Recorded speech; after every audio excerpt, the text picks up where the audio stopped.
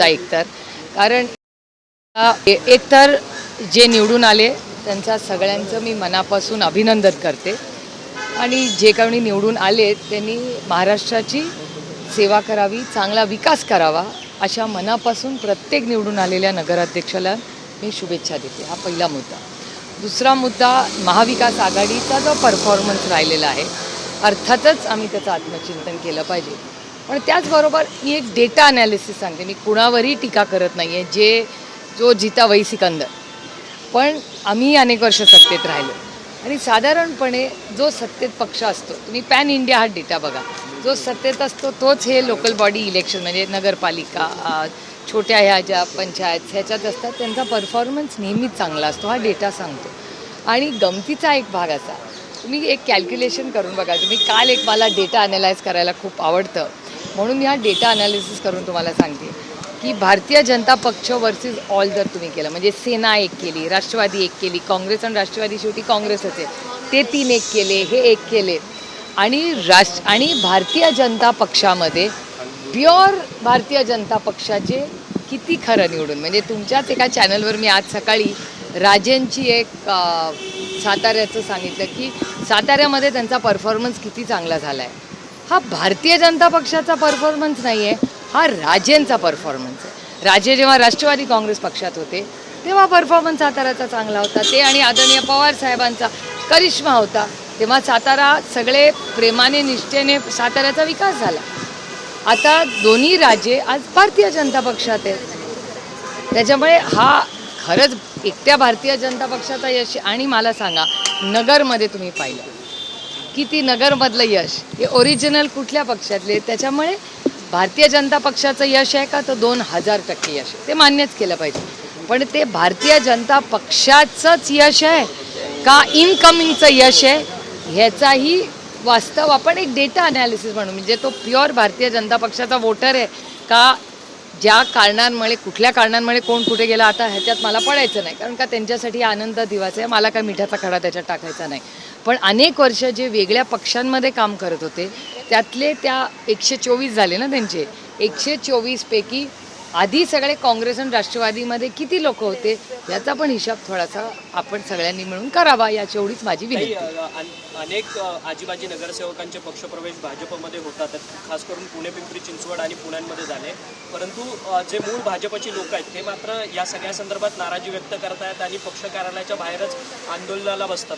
नाही, त्याच्यात काही मला गैर वाटत नाही. कारण का भारतीय जनता पक्ष जे ओरिजिनल भारतीय जनता पक्ष ओरिजिनल त्याच्याबद्दल माझ्या मनात जरूर मतभेद आहेत, पण मनभेद कधीच नव्हते. कारण का अतिशय सुसंस्कृत पक्ष, अतिशय आणि अगदी व्हॅल्यू बेस्ड तत्त्वाची लढाई भारतीय जनता पक्षाने लढलेली आहे. म्हणजे हरले तरी चालतील पण आपली तत्त्व सोडणार नाही असा भारतीय जनता पक्ष मी जवळून पार्लमेंटमध्ये पाहिला आहे, असेंब्लीमध्येही पाहिला आणि हीच त्यांची खासियत होती. पण आज तुम्ही असं नजर फिरवली भारतीय जनता पक्षावर तर असं वाटतं अरे आता काँग्रेसवाले, आता NCPवाले, आता असा म्हणजे ज्यांनी सतरंजा उचलल्या, कष्ट केले, लाट्या काढल्या, ज्यांच्यामुळे आज भारतीय जनता पक्ष इथपर्यंत आहे ते कार्यकर्ते नाही आहेत ना. दुर्दैव आहे की त्या कार्यकर्त्यांना आज कुठे म्हणजे आज फक्त जो जिंकून येईल विनेबिलिटी हा एकच एक क्रायटेरिया भारतीय जनता पक्ष. मग तो कुठल्याही पक्षात असू दे त्याला घ्या. साम दाम दंडभेद हा माझा डायलॉग नाही आहे. इलेक्शन कसंही जिंका हा कुणाचा डायलॉग आहे तुम्हाला सगळ्यांना माहिती आहे. मग ठीक आहे, आता ही त्यांनी एक नवीन पद्धत सुरू केलेली आहे, एक नवीन मॉडेल महाराष्ट्राच्या राजकारणात आहे आणि सगळ्या ज्या गोष्टी आहेत त्याचा एक कर्व आणि एक टर्निंग पॉईंट असतो. तो येईल, आज नाही उद्या नाही परवा. आता पालिका निवडणुकांची एक मोठी चर्चा होते. याच्यामध्ये पुण्यामध्ये, पिंपरी चिंचवडमध्ये दोन्ही राष्ट्रवादी एकत्र येतील अशी वारंवार चर्चा होत आहे. आजच्या बैठकीमध्ये काही याच्यावर नाही. ते बघा, चर्चा ह्या एका सशक्त लोकशाहीत होत राहतात. अनेक पक्षांच्या अनेक कार्यकर्ते असतात, उत्सुक असतात, त्यांची काही मतं असतात. त्याच्यामुळे काही TV वर बोलतात, काही आमच्या कुणाशी बोलत असतात. पण अधिकृत प्रस्ताव हा कुणात म्हणजे ना आम्ही दिला ना त्यांनी आम्हाला दिला. त्यामुळे दोन्ही राष्ट्रवादीचा आत्तापर्यंत काही चर्चा ना आम्ही त्यांच्याशी केली ना त्यांनीही आमच्याशी केली आहे. दोन्ही बाजूनी महाविकास आघाडीची आमची चर्चा चाललेली आहे. हा पहिला मुद्दा. आणि दुसरा महत्त्वाचा मुद्दा की आपल्याला आठवत असेल की आदरणीय पवारसाहेबांनी मागच्याच वेळी नगरपालिकेला तुम्ही सगळ्यांनी पाहिलं असेल काही ठिकाणी म्हणजे सगळेच पक्ष एकमेकाबरोबर गेले. त्याच्यामुळे अनेक ह्या गोष्टी पुढच्या 1-2 दिवसात तुम्हाला क्लिअर राज्यात दिसतील. ताई, दादा एकीकडे सतेज पाटलांबरोबर फोनवरतून बोलतात की पुण्यामध्ये काँग्रेस सोबत आली पाहिजे, आणि दुसरीकडे हा प्रश्न आहे की महाविकास आघाडीमध्ये जर अजित पवार आले तर त्यांचं स्वागत होणार का पुणे नाही, पिंपरी एक तर चिंचवडसाठी? बंटी सतेज पाटलांशी अजित पवारांचं बोलणं झालं आहे का नाही हे मला खरंच माहिती नाही, आणि मला कसं माहिती असेल. आणि त्याचबरोबर आता पुढे सीट वाटप, म्हणजे आमची महाविकास आघाडीची सीट वाटपची डिस्कशन काल रात्रीपर्यंत चाललं. प्रशांतदादाही आता येऊन गेले. काय कसं काय काढायचं ह्याची सविस्तर चर्चा झाली. अजून काही छोटे मोठे काही पक्ष आहेत ज्यांना आमच्या विचारांनी पुण्याच्या विकासासाठी हे जे काय होईल ते फक्त आणि फक्त पुणेकरांच्या विकासासाठी. कारण का पुण्यामध्ये आज हिंजवडी हा माझा म्हणजे ज्या भागाची मी लोकप्रतिनिधी म्हणून काम करते, त्या हिंजवडीमध्ये ट्रॅफिक असेल, एअर पोल्युशन असेल, किती मोठी आव्हानं आहेत. पाण्याचा प्रश्न आहे, कचऱ्याचा प्रश्न आहे, ही खूप मोठी आव्हानं आज पुणे शहरात आहे. मग ज्यांचं राज्य इतके वर्ष होतं, 24/7 पाण्याचा प्रस्ताव हा कोणी दिला होता पुणेकरांना 7 वर्षापूर्वी? तुमचा ट्रॅफिक कमी करू हे कोण म्हणलं होतं? एअर पोल्युशनचा तर 7 वर्षापूर्वी विषयच नव्हता. काय परिस्थिती आज? हिंजवडीतून रोज ते रेडवाला माझ्या फोनवर दाखवतो, दिल्ली 500, आपलं हिंजवडी 350, 400 काय आहे. त्यामुळे ही सगळी जी खूप महत्त्वाचे विषय आहेत, इलेक्शन, मनभेद हे चालत राहतील, पण आपल्या भागाचा सर्वांगीण विकास. एक मोठं आर्टिकल आत्ताच खरं तर मी वाचलं की या सगळ्या अर्बनायझेशनमध्ये या जगातली 2च शहरं आहेत ज्यांच्यात अर्बनायझेशनचा इम्पॅक्ट झालेला नाही, ते म्हणजे टोकियो आणि दुसरं म्हणजे शांघाय. मग हे भाषणापुरतं ठीक आहे, हो आम्ही मुंबईचं टोकियो करू हे करू, पण रिअल इम्पॅक्ट या अर्बनायझेशनमध्ये विकास कामं. ठीक आहे, मेट्रो आली, चांगलं आहे. आमच्याही काळात मेट्रोचं काम सुरू झालं होतं, यांनी पूर्ण केलं, मध्ये आम्ही होतो. गव्हर्नन्स इज कंटिन्युटी, पण त्या कंटिन्युटीमध्ये खरंच सगळ्यांच्या आयुष्यात अर्बनायझेशनमध्ये बदल झाला आहे का? तर नाही. 11 वर्ष राजधानी त्यांचं राज्य आहे ना. काय परिस्थिती आहे दिल्लीची, काय परिस्थिती आहे मुंबईची? Most polluted city in the world म्हणून दिल्लीची ओळख आहे. त्याच लाईनीमध्ये मुंबई देखील आहे, पुणेही फार मागे नाही. मग या अर्बनायझेशनच्या यांच्या विकास गणितामध्ये या सगळ्या प्रश्नांचं काय झालं? बेरोजगारी, भ्रष्टाचाराचे आरोप पिंपरी चिंचवड पुण्यात एकट्या मी नाही केलेले, मी तर विरोधक आहे, मी करणारच. पण मित्रपक्षही त्याच्याबद्दल बोलतात, जो कॅश सापडला जातो. या सगळ्या गोष्टी तुम्हीच सगळ्यांनी चॅनलवर दाखवल्या. पण ताई, आता मुंबई महानगरपालिकेची निवडणूक राष्ट्रवादी काँग्रेस शरदचंद्र पवार कशा पद्धतीने लढणार? तो काँग्रेससोबत नाही, आमचा प्रयत्न आहे की महाविकास आघाडी म्हणून राज्यात सगळीकडे आम्ही लढावं. आमच्याकडून सगळे प्रयत्न चाललेले आहेत, सगळ्यांशी चर्चा चालली आहेत. उद्या फॉर्म भरायचा प्रक्रिया सुरू होईल. त्याच्यामुळे मला असं वाटतं आज किंवा उद्यापर्यंत सगळ्या राज्यातल्या गोष्टी फायनल करून क्लोज करायचा आमचा प्रयत्न राहील. अंजली दमानी यांनी आज पुन्हा एकदा पत्रकार परिषद एक मिनिट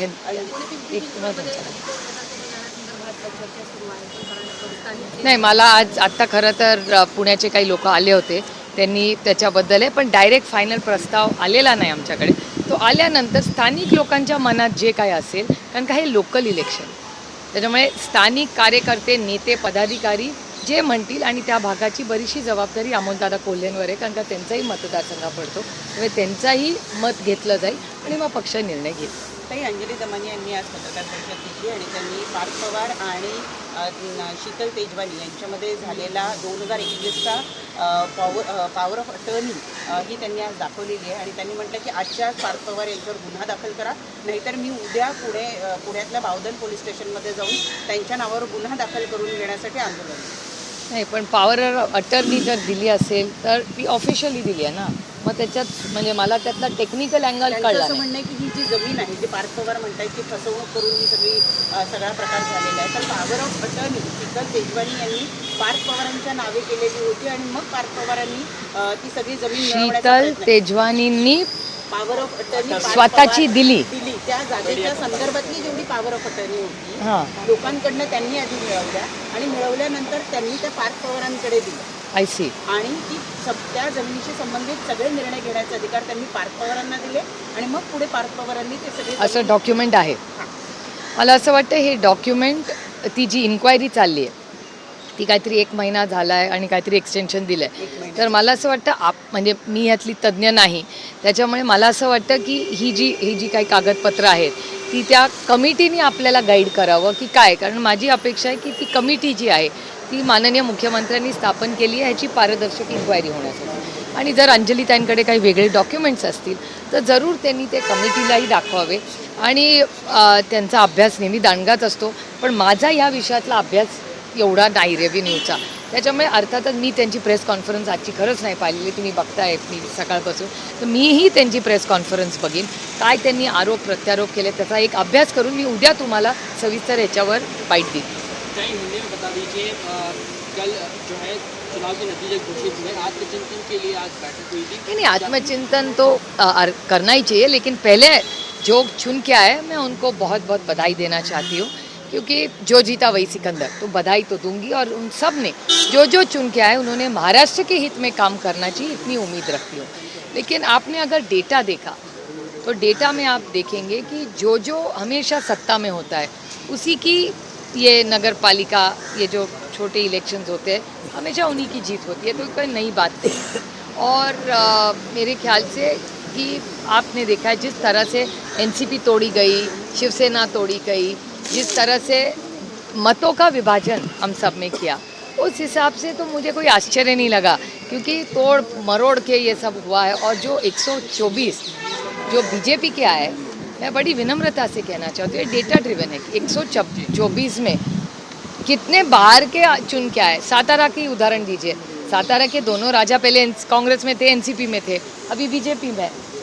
तो ये ताकत बीजेपी है या सातारा की दोनों राजा की है, इसका भी थोड़ा सोचना चाहिए ना. तो वैसे तो जो जीता वही सिकंदर मैं मानती हूँ, लेकिन ताकत बीजेपी एज अ पार्टी बड़ी है या बीजेपी ने बाहर से सब ताकतवर लोग लेके अपनी पार्टी बढ़ाई है, इसके भी बारे में थोड़ा सोचना चाहिए. आने वाले कॉर्पोरेशन चुनाव में कई चर्चा ये है कि पिंपरी चिंचवड में दोनों पवार गुट साथ में आकर जो है चुनाव लड़ सकते हैं. प्रस्ताव किसी की तरफ से आगे जो है आया है? नहीं देखिए, दोनों अध्यक्षों में बात हुई, ऐसा मैंने भी सुना है, आज के पेपर में भी आया, लेकिन ऑफिशियल प्रस्ताव ना हमने उनको भेजा है ना उनके यहाँ से हमारे यहाँ आया है.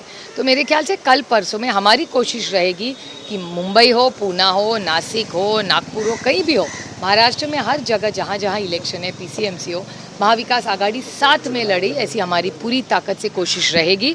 और इसके बाद अगर दूसरे भी कुछ सुझाव आए तो we are open to discussion. तो मेरे ख्याल से आज और कल का दिन दे दीजिए, कल से फॉर्म भरना पड़ेंगे, तो आज और कल में पूरा राज्य का जो भी निर्णय होगा वो स्पष्ट है. बताइए मुंबई के लिए क्या ब्लूप्रिंट है? ऐसा इसलिए क्योंकि संजय राउत ने कुछ देर पहले ये डिक्लेयर किया है कि बातचीत शिवसेना और एमएनएस के बीच में जो है लगभग पूरी हो गई है. कल औपचारिक ऐलान कर दिया जाएगा गठबंधन का, ये तय हो जाएगा? नहीं, बिल्कुल मैं तो उसका स्वागत करती हूँ कि अगर दोनों मन से और शिवसेना साथ में लड़ना चाहती है तो अच्छी बात है. और किसी एक सशक्त लोकतंत्र में किसको किससे अलायंस करना है वो तो उसका अधिकार है. और हमारी कोशिश रहेगी कि सबको साथ लेके चलने की, क्योंकि महाराष्ट्र के और मुंबई के पूना, पीएमसी, नासिक, जहाँ जहाँ नागपुर, जहाँ जहाँ इलेक्शन है, वो विकास के नाम पे हम जो भी अलायंस करेंगे वो अच्छे विकास के लिए करेंगे. एक सवाल सही, आपने ये कहा कि लगातार दिल्ली के बाद मुंबई की हवा भी खराब होती जा रही है. बिल्कुल, पुणे भी इससे नहीं डेटा बोल रहा है, मैं नहीं बोल रही हूँ, आपका चैनल रोज दिखाता है. अरावली का मामला जो है वो अब नेशनल मुद्दा बनता जा रहा है, उस पर आपका क्या कहना है? क्योंकि ये कहा जा रहा है कि अगर उसको नुकसान पहुंचाया जाएगा तो आने वाले दिनों में और दिक्कतें होंगी. नहीं बिल्कुल बात सही है. मेरे ख्याल से काफ़ी चैनल्स भी उसके विरोध में बोल रहे हैं, मीडिया में भी आ रहा है, एनवायरमेंटल एक्सपर्ट्स भी बोल रहे हैं. तो मेरे ख्याल से जो भी करना है वो बड़ी सोच समझ के, एक भी अगर पेड़ कहीं भी, आप नासिक में देख रहे क्या हुआ, महाराष्ट्र में चंद्रपुर में आप देख रहे क्या हो रहा है, चंद्रपुर में पेड़ रोज काटे जा रहे हैं, हमने कितना बड़ा आंदोलन वहाँ खड़ा किया. तो हर पेड़ काटने के बाद पहले 10 बार सोचिए, क्योंकि आपके भविष्य, आपके बच्चों का भविष्य इस पेड़ से जुड़ा हुआ है. तर एक शेवटचा प्रश्न की पुण्यातले अजितदादा पवारांचे पदाधिकारी आहेत, त्यांनी आता थोड्या वेळापूर्वी असा एक बाईट दिलेलं आहे. ते म्हणाले की दोन्ही राष्ट्रवादी एकत्रित निवडणुका लढणार आहेत, परंतु निवडणुकीचं चिन्ह मात्र घड्याळ असणार. माझ्या काय दत्ता धनकवडेंचं स्टेटमेंट आहे, नावच घेऊन विचारा. माझं आणि दत्ताभाऊचं काही बोलणं झालेलं नाही. माझे आणि दत्ताभाऊचे कौटुंबिक संबंध गेले अनेक वर्षाचे आहेत, आम्ही एकाच मतदारसंघात काम करतो, पण असला कुठलाही प्रस्ताव आमच्याकडे आलेला नाही.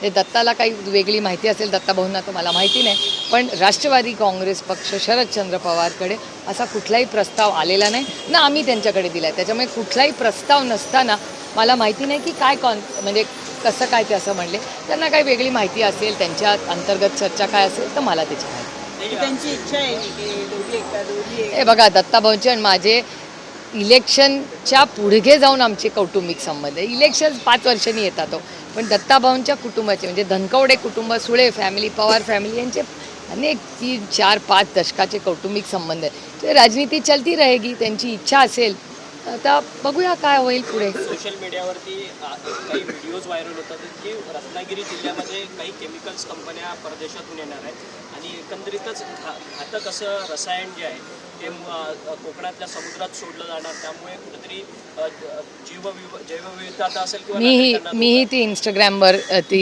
रील पण पाहिली आणि बातमीही पाहिली की एक इटॅलियन कंपनी आहे. मला आठवत असेल तर हे मी 2-4 दिवसापूर्वीच पाहिलेलं आहे. एक इटॅलियन कंपनी आहे. मी त्याची महाराष्ट्र सरकारला विनंती केली की ह्याची मला माहिती हवी आहे, कारण का कोकणामध्ये माझे जे कोणी सहकारी आहेत त्यांनाही मी विनंती केली आहे की बाबांनो, हे खरंच इन्व्हेस्टमेंट येत आहे का हे काहीतरी रीलचं AIचं आहे. त्यामुळे ही माहिती अशी येते बाहेर पहिल्या टप्प्यात, पण त्याचं माझ्याकडे कागदपत्र आणि कन्फर्मेशन आहे. पण इटॅलियन कंपनी आहे. ते डम्पिंग, ज्याला इंग्रजीत शब्द मिळतात, ती डम्पिंग करते ती कंपनी. तर ती डम्पिंग आता तिथे अलाउड, त्यांना तिथे त्या सरकारने बंद केलेलं आहे. त्याच्यामुळे ते डम्पिंग करण्यासाठी ती इटॅलियन कंपनी भारतात येते आणि तुमच्या आणि माझ्या सुंदर कोकणामध्ये ती येते आणि तिथलं सगळं जे डम्पिंग करायचं असेल केमिकल वेस्ट, ते सगळे कोकणात येऊन सोडणार आहेत त्या कोकणाच्या अप्रतिम स्वच्छ सुंदर पाण्यात. त्याच्यामुळे तसं जर होणार असेल तर अर्थातच त्याचा माणुसकीच्या नात्याने राजकारण बाजूला ठेवून, सगळ्याच गोष्टीत राजकारण आणायचं नसतं, पण राजकारण ठेवून आपल्या कोकणासाठी आपण सगळ्यांनी ताकदीने लढलं पाहिजे. थँक्यू. मला अजून त्याच्या पेपरवर आले नाही. नेबर